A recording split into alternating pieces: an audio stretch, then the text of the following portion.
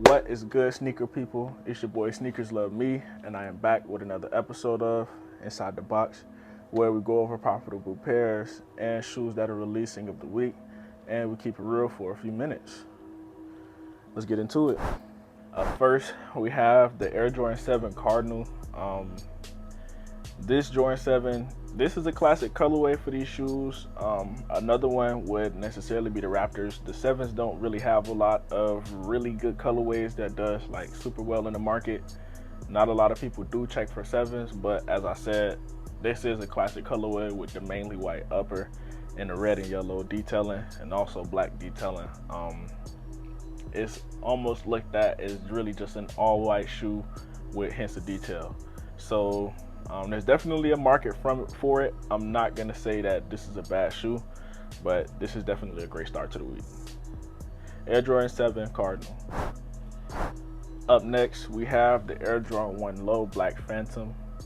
This is a Travis Scott collaboration with Jordan. Now, opposed to these Travises and other ones of the past, this one is a more foundational Air Jordan 1 Low with an all black around the entire shoe and just white stitching. Is a play on contrast, more so like shadow and outline. These are great shoes. I mean, everybody really should want them. This is a Travis that everybody should like. You know, he usually chooses different types of colors, you know, whatever. But these still look really good, but they're mid to me. Air Jordan 1 Low Black Phantom. Up next is one of the shoes that I'm speaking on. It's in that category of being a profitable pair. We have the Air Jordan 1 Low Golf Court Purple. And golf shoes usually do well with Jordan. He has retro 5s that are golf lows and 12s that are golf lows, and they all do pretty well. The last time I looked at some Jordan 5 golf lows, they were going for around $500. All Jordan, they retailed at around $250, but that's an amazing return, honestly. So even though they're often slept on, also the Court Purple colorway is already a classic one colorway in general, let alone the 1 Low. So, you know, that'll definitely widen the market that it can appeal to, because it should be a price difference in the resale market, but then that's how that demand builds, and then you get the $500 price that you have. So the Air Jordan 1 Golf Low Court Purple.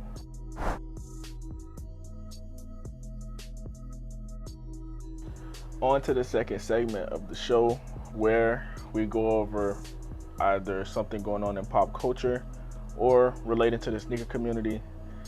This week, we're staying in the sneaker community, and we're talking about the GOAT app and their Black Friday sale / event. The reason why I'm not 100% calling it a sale is because I'm gonna just explain the event in quick terms. So during really any holiday event, GOAT is bound to do some type of event.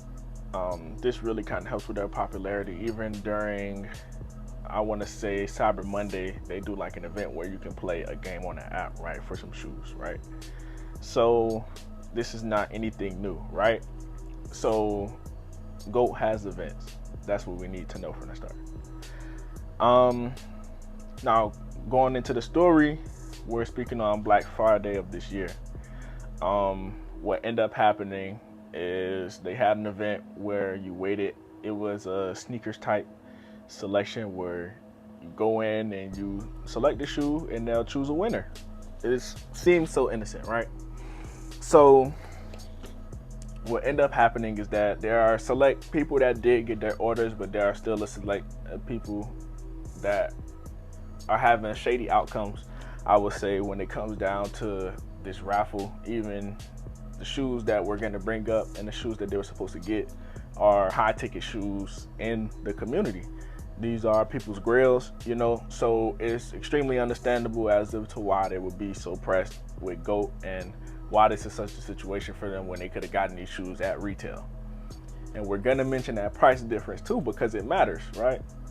So there was a total of 3 people that we got on Twitter. This is pretty famous. It had around 10,000 likes.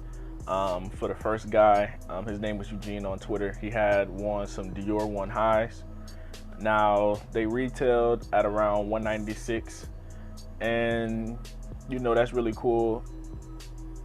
What his situation ended up being was that he ended up having a prolonged wait to the shoes shipping out, back and forth emails with GOAT. He's trying to give them the benefit of the doubt and just give it some time, and eventually after around 2 weeks, GOAT ended up starting to bring, after switching him from agent to agent, they started to bring cancellations into the conversation, and that didn't sit well with the customer, as you would believe, because it's not necessarily about getting the refund. With sneakers is 100% culture, and the Dior ones is a profit of anywhere around $8,000. So whether you wanted to wear $8,000 shoes or you wanted to sell them, it's like, you could see how people feel like GOAT stole from their mouth. If you were expecting to get basically $8,000 in the mail overnight, you would want it to at least get to your door at the very minimum.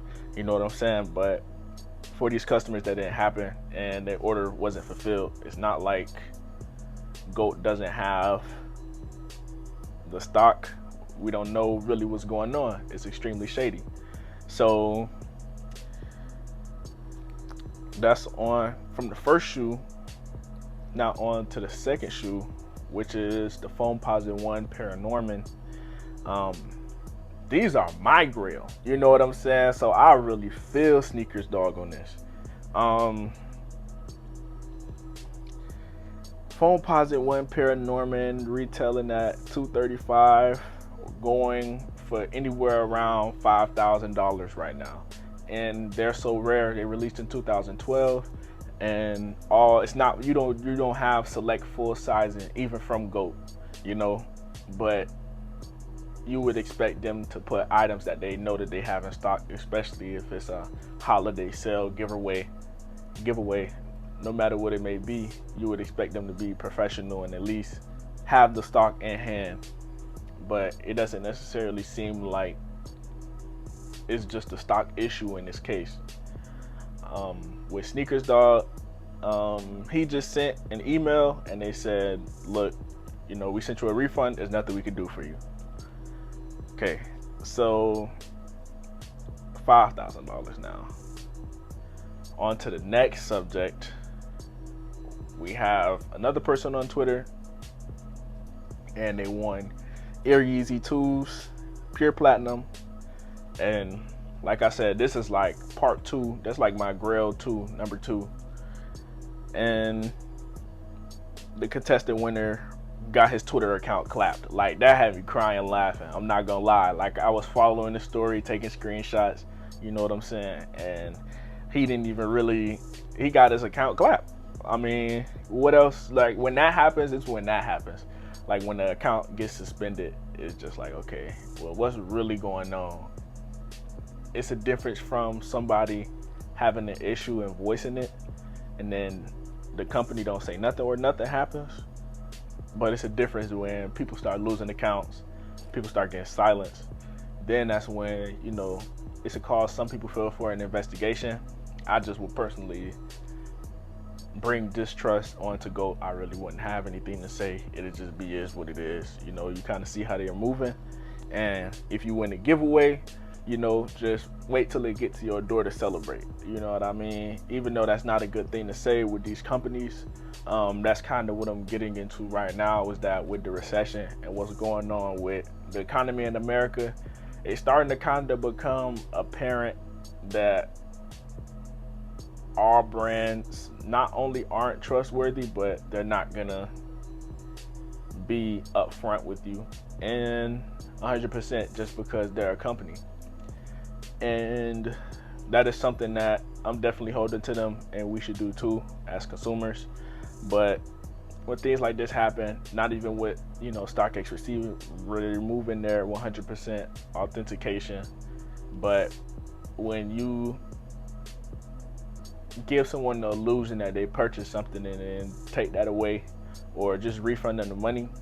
I know anybody from the outside in looking in would say, oh, it's just sneakers. But I mean, I proved to you the cash value on how much dollars that they could have had the shoe came in the mail, whether if they wanted to put it on their feet and boast and brag and put it on Instagram, it doesn't matter. At the end of the day, they won something and they didn't get it, and it's not an inventory issue.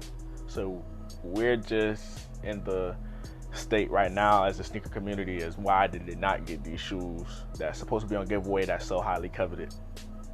Because you want to know, you don't want to end up being another person that gets snaked by a goat because you didn't listen to Brody that missed out on a pair of Norman 1s and 5 bands. Okay, so these are things that we see as a community, and then we just start selling on eBay. You feel me? So I mean, it is what it is. I mean, they're not getting those pairs. It's not happening. So that's just the story of the week. What's good? You know what I'm saying? Glad you can make it to the fit check.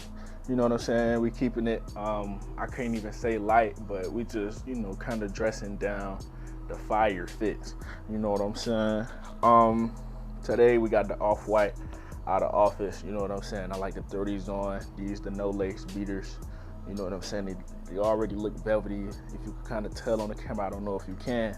You know what I'm saying? And since I went crazy with that, I threw on the blank Fruit of the Loom pants, my size, and they sit on them pretty well.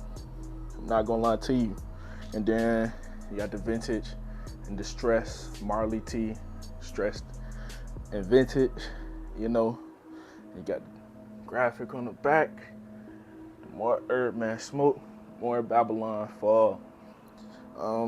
Keeping it fairly simple, but it looked good though. But that's gonna conclude the show. Thank y'all for rocking with your boy. Good habits to change your life. Keep pushing to the end of the tunnel and you will see that light. You know what I'm saying? That's something I had to drop on y'all. You know what I'm saying?